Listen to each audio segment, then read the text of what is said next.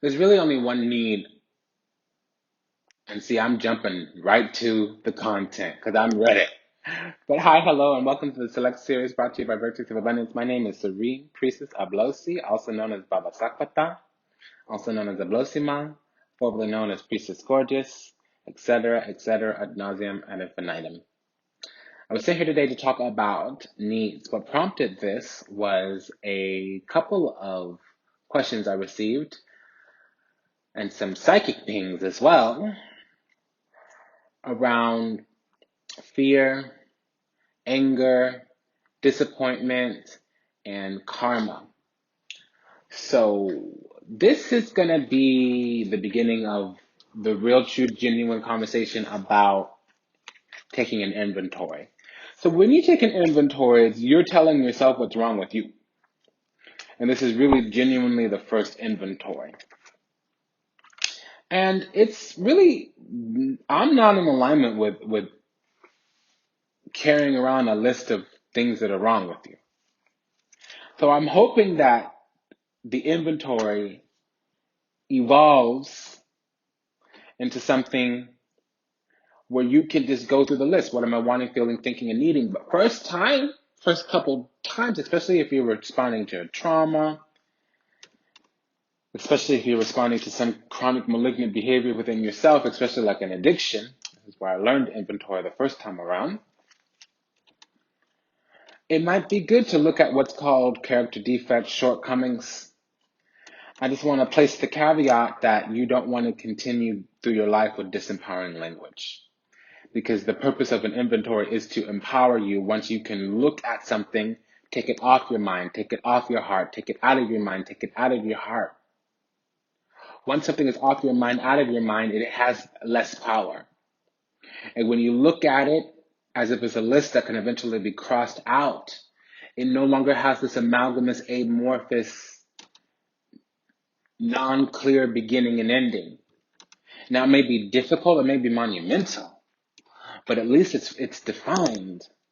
I'm using bunny ears, air quotes, kangaroo ears right now, defined. Okay. So taking an inventory at first is going to be, hey, what is alive in me that is causing this experience, that is attracting this experience to me? Eventually, the inventory is going to evolve into what am I wanting, what am I feeling, what am I thinking, what am I needing? You will graduate into what am I wanting, what am I feeling, what am I thinking, what am I needing right now? Because you'll take an inventory in a moment of crisis, conflict, etc. Just exchange the C word for something substantive to you in your language. What you're doing is taking back your peace. To say, here's what's causing the ripples on my surface of the water. And here's what I might be able to do about it. This I need to detox from. This I'm creating. This is from some external person, place, or thing. I need to lay down a boundary. I need to lay down a standard. I need to withdraw my energies. I need to sharpen up my space. This is what needs means.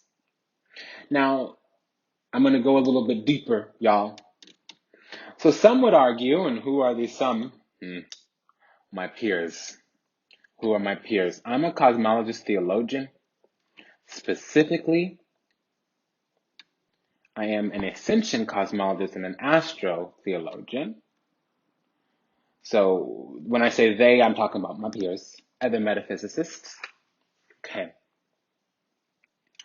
So some would argue, they, bunny ears, kangaroo ears, air quotes here, they, would argue that humans should be above needs. I would argue that your need is at that point peace. If you've been able to meditate away the need for food and nearly water and just live out in sunlight and air, you need peace as a human being, as a conscious being, because I could break it down into the dimensional theories here. When you're operating in the first dimension, it is basically the atomic level. So that's the mineral and the bacteria kingdom.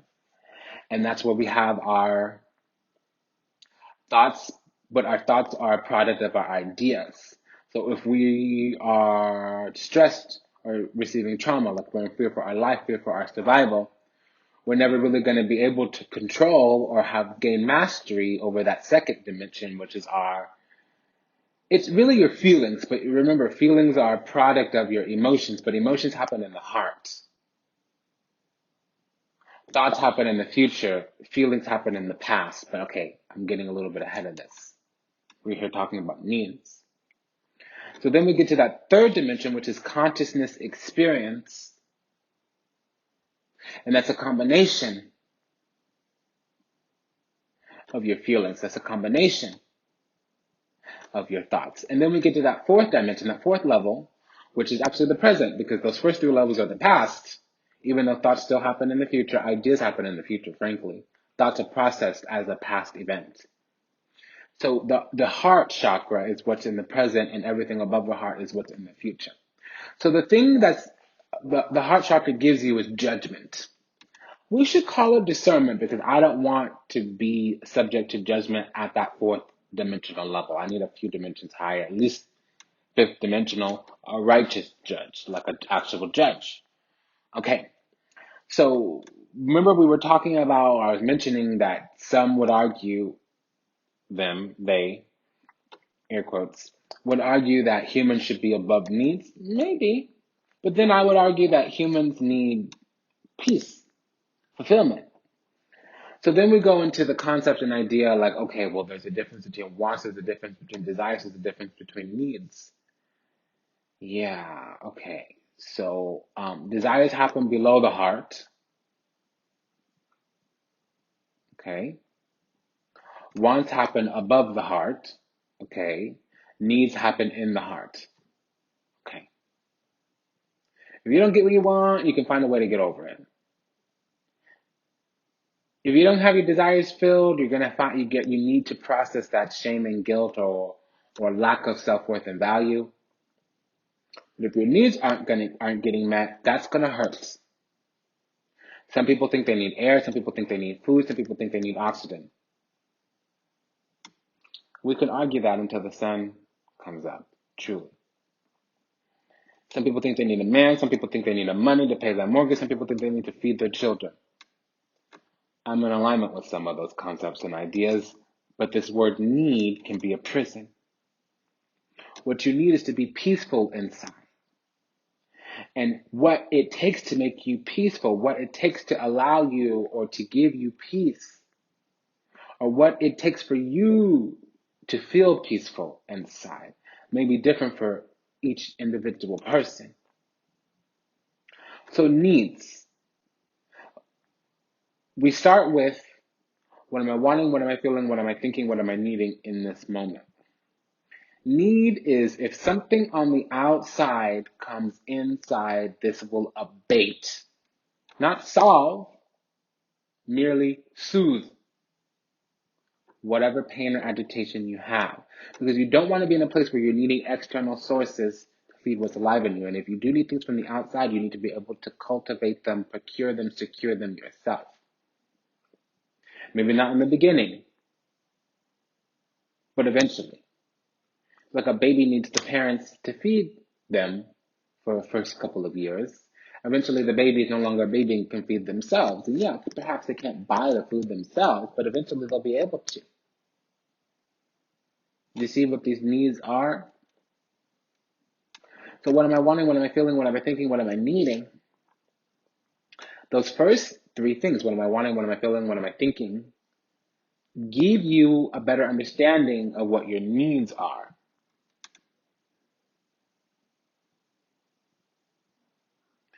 Needs are things you need to barter with the world, with the universe. Needs are things that your conscious experience. Needs are things that your heart chakra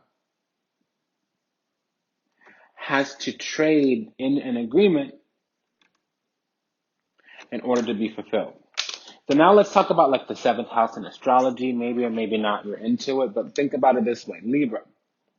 Libra is about partnerships, especially if you're an Aries rising. Libra is about partnerships. I'm a Sagittarius, so my partnership house is Gemini. Partnerships can be a bit fickle, especially in early lifehood. But let's go back to the Aries rising. Say your needs, say you have your partnership house is Libra. what that concept and idea is saying is like, okay, there are things we can give ourselves and things we cannot give ourselves that we have to barter or form an agreement and be willing to give something of ourselves over so that that other thing can be given back to us. For instance, some people have intimacy needs, sex. You may be a male-bodied individual. You may not have a uterus. You might not be able to have coitus with yourself. That's a need. I'm using air quotes here. Who needs that really? But okay, the world needs to be, populated, procreation, all those things. Okay. So it's difficult for a person in a new world to really process this because it's not just the consumption and the conspicuous consumption, it's the looking outside of ourselves for answers all the time. That is a key, genuine, fundamental principle here. Your needs need to be met from you and yourself. Now, you can think of something in the morning and by the evening have manifested it. The universe may come and hand it to you. There's been many times I've woke up saying, wow, I really could use this. And then by the evening, somebody comes over to my house and they have it in their hand. It's happened at least a dozen times in the last 2 years. Actually, since October, I've moved into my place, well, maybe half a dozen times. Yeah. And me, I feel like I'm finally waking up to all these things that are really clear. So what I was needing was peace, calm, being secure within myself before that stillness came back. Because actually, things were chaotic. Because around it's a jungle, especially after the pandemic. All of a sudden, there's all these chaotic energies, all this dog eat dog world kind of thing. It could be pretty chaotic, especially in urban populated places like downtown. There might be a lot of homeless, indigent people. Other times you go to places like where there's social services and you'll find there's a lot of hungry demons, hungry ghosts, people that prey upon other people. So what kind of needs do you think they have then? Need is something that you need to sustain a consciousness experience. It's something that will hurt you if it's not met. But the thing about needs is you need to eventually cultivate the strength of will to meet those needs yourself or to have the harmonious agreement, partnership where these can be met in union. It's been an honor and pleasure to serve you today. Thank you for allowing me the privilege to do so. If anything resonates deeply with you, you can go ahead and find my email in the show notes. And if you're just clicking through in the shorter version, the briefing, go ahead and click through in the show notes or just go over to Ablosi Center for Sacred Living YouTube channel. And the Finding Peace Part 3 needs for the Select series will be there. My email address, ma@ablosi.org. Until we meet again, until we read again, namaste, dhanyavad, and ashe. Bye-bye.